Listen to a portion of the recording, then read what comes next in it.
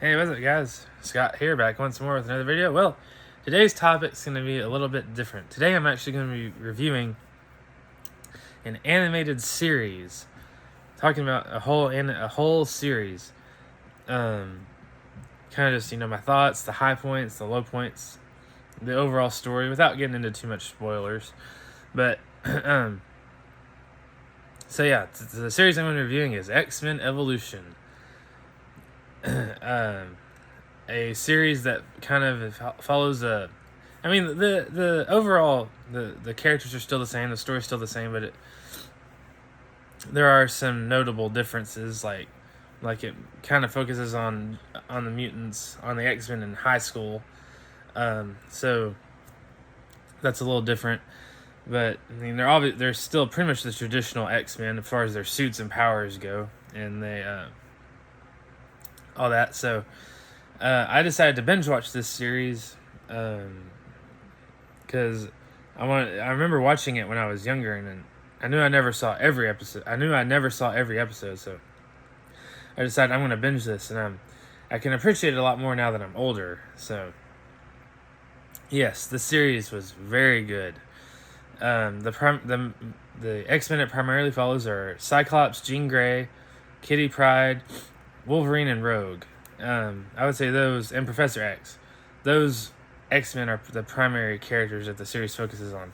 And one negative I have to give this series already is Storm is really underutilized in this series. I thought, especially in the first season or so. Like, there's episodes where she's not even there.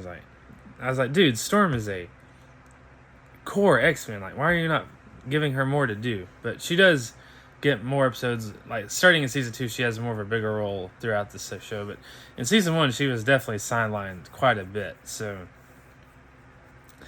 that's definitely one negative. But overall, this series was very good. Like, I highly recommend it. It focuses on, like I said, primarily on Jean Grey, Kitty Pryde, Cyclops, Nightcrawler is definitely a major player. The majority of the mutants, the X-Men, are high schoolers in this adaptation.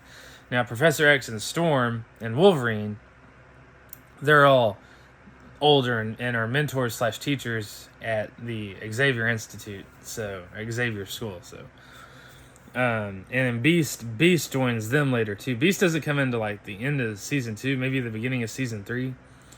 But so you have Beast, Professor X, Storm, and Wolverine as the mentor characters, and then Cyclops, Jean Grey, Nightcrawler, and Kitty Pryde,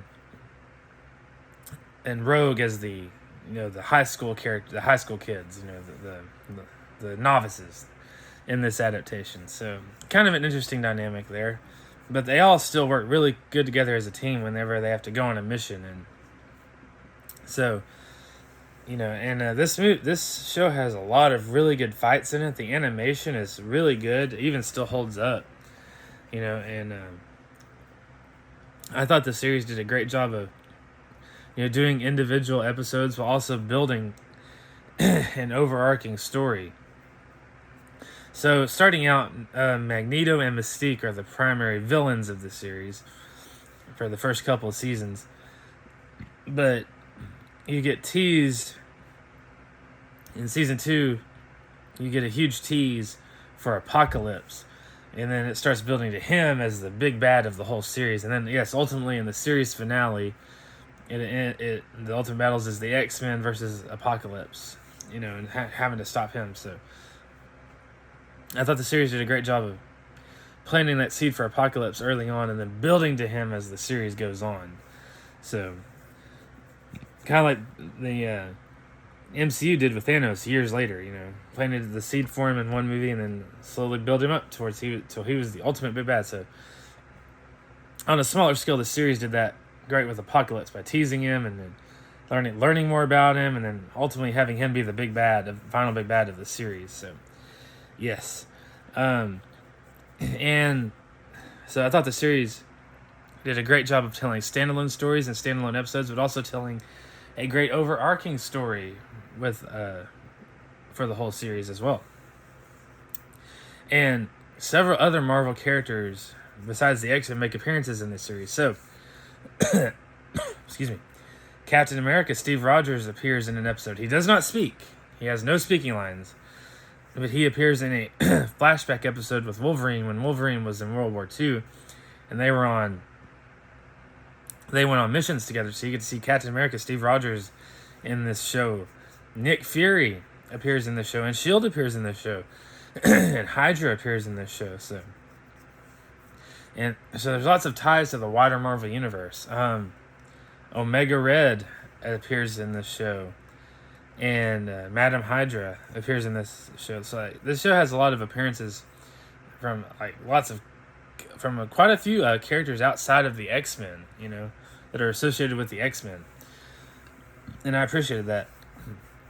This series had some great villains: Magneto, of course, Mystique, Gambit, Omega Red, Juggernaut, and then Mesmero, and then of course the ultimate big baddie, Apocalypse.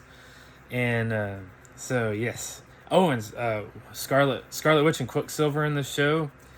And so kind of the plot of the show is the X-Men, and then who's like Cyclops and all them. Then you have the Brotherhood of Mutants, who is Mystique and Magneto's team, and that's Quicksilver, Blob, Toad, Avalanche, and Boom Boom. And then later, Wanda Scarlet Witch joins them too. Now, of course, people kind of flip and flop throughout the series, but, excuse me. So you have these two groups that are constantly fighting each other throughout the series. But then ultimately, at the end, of course, they have to team up to fight Apocalypse, who's the greater threat. Now, eventually in the series, Magneto and Mystique kind of have a split. And Mystique you still have the Brotherhood, who's Avalanche and Toad and all them, but then Magneto forms his own other group called the Acolytes, which is Gambit, Colossus, Pyro, and there's one other one. There was 4 of them: Pyro, Gambit, Colossus. Anyway, but I know that he forms his own other group of mutants called the Acolytes. So once he and Mystique have Sabretooth. Sabretooth was the 4th one.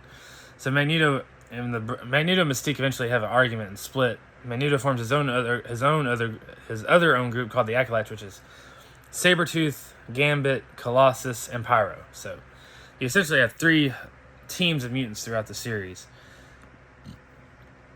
And this show had some great fights with those villains, and I think my personal favorite fight was the episode.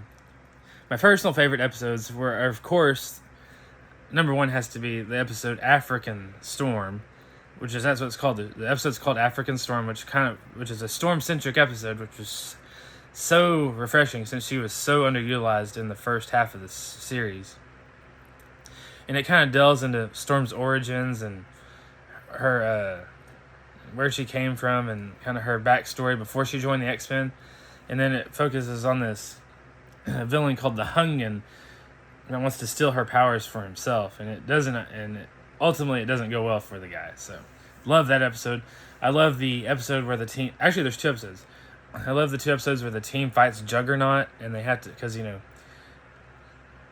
his power is like, he's pretty much unstoppable. Like, so they had to figure out ways to beat him by using their smarts to match his strength. There's 2 episodes where the team fights Juggernaut. That was really good. And I absolutely love the 2-part finale, Ascension. Ascension Part 1, Ascension Part 2, where all of them come together to fight Apocalypse.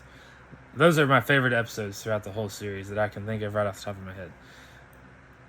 Now, the downside is, I will say this, the series had a definitive conclusion with the finale. Like, the final, it definitely was a series finale, and I'm glad the show didn't end on a cliffhanger, but at the end, they teased so much more stuff that they could have done in the future seasons. Like, they teased the Phoenix Force storyline with Jean.